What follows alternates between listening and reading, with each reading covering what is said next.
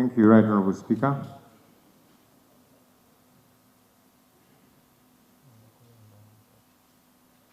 Right Honourable Speaker, I rise to second the motion to pay tribute to our departed colleague, the late Honourable Apollo Stella Isodo, former woman Member of Parliament for Ngora District.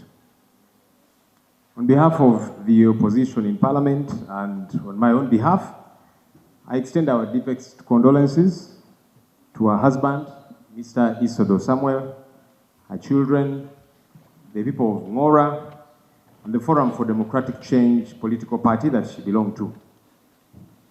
Right Honourable Speaker and colleagues, the sudden death of Honourable Isodo at just about 51 years is tragic and deeply painful.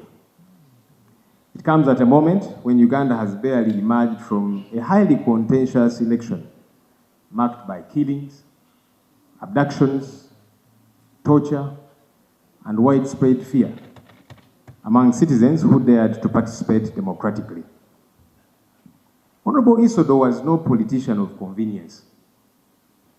As a committed opposition leader, agriculturalist, and member of the Committee on Agriculture, she consistently championed the issues of farmers, women, and youth, the backbone of our nation, whose voices are too often sidelined. Her leadership rested on integrity, courage, and genuine closeness to her people. Honourable Isodo was a gentle soul, but very firm on her stance about the kind of country she desired to see as a leader and as a citizen. She desired to see a truly democratic state, a Uganda where the rule of law is respected, where no one is above the law. Honourable Isodo desired a country where the voice of the people is respected through the ballot, where leaders don't seek to occupy office at all costs, regardless of the implications. Honourable Isodo did not get a chance to campaign because she was bedridden throughout the campaign season. But knowing her desire for a functional democracy, she would be pained by what transpired in the run-up to our elections. The brutality occasioned on candidates and their supporters, the denial of certain candidates room to freely campaign, the ill treatment of the media, the killings of people, the tear gas, and much more that tainted the image of our country. Honourable Isodo would even be more saddened by what transpired on 15th January as the country held its presidential and parliamentary elections. She would be bothered by the arrest of leaders and polling agents so that in their absence, presiding officers and polling assistants would critique ballot papers in favor of particular candidates. Honourable Lord, with due respect, can we stick to the objective of the sitting? On Tuesday, we have a sitting, we can discuss that. Let's first talk about my sister Isodo, and then we shall come and pour out our hearts on the election in the next sitting. For now, let's talk about Stella. Right Honourable Speaker, I'm seconding a motion about a leader who I led on this side. I knew her aspirations, so I'm talking about somebody that I knew as well. So I ask that I be given room to talk about my colleague. Yes, not the election. Talk about Stella. Honourable Speaker, you now probably want to speak on my behalf. I beg to be guided because I'm seconding the motion. And I am speaking about my colleague who I knew, whose heart I knew, whose aspirations I know.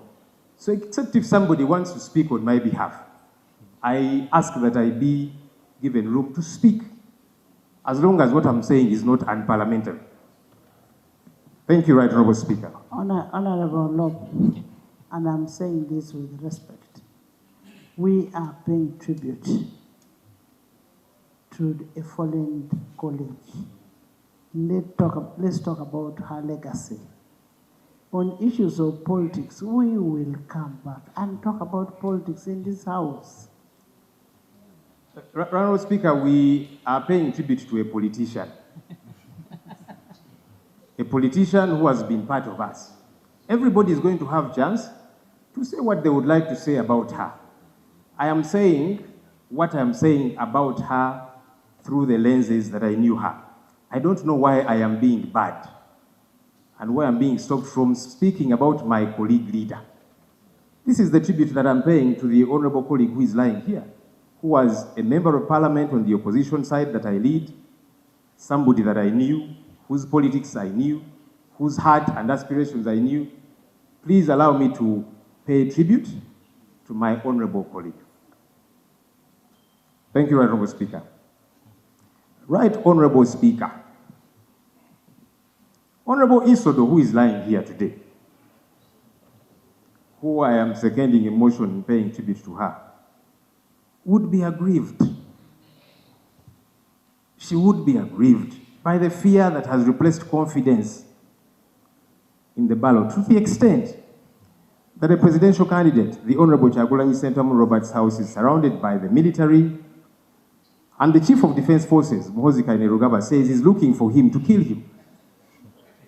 Honorable Isodo knew that transparency is not a favor. It's a constitutional duty, a foundation of public trust.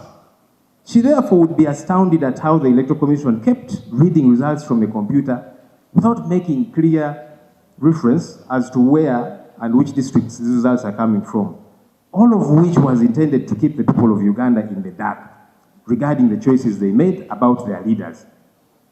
Honorable Speaker, in honor of Honorable Stella Isodo, who believed in peaceful democratic contest, this Parliament must demand that the Electoral Commission publish all polling station results on its official website. Without transparency, suspicion grows. Without accountability, is that amendment we are making participation feels futile. Are we making that amendment on the prayers? Yes, because this is my secondment, and it can be accepted or thrown out, but it is my tribute. So as I was saying, without transparency, suspicion grows. Without accountability, participation feels futile. When citizens believe their vote does not count, then leaders like the Honorable Stella Isodo, who is lying here, who gave themselves to striving for a better governance, did so in vain. Right Honorable Speaker,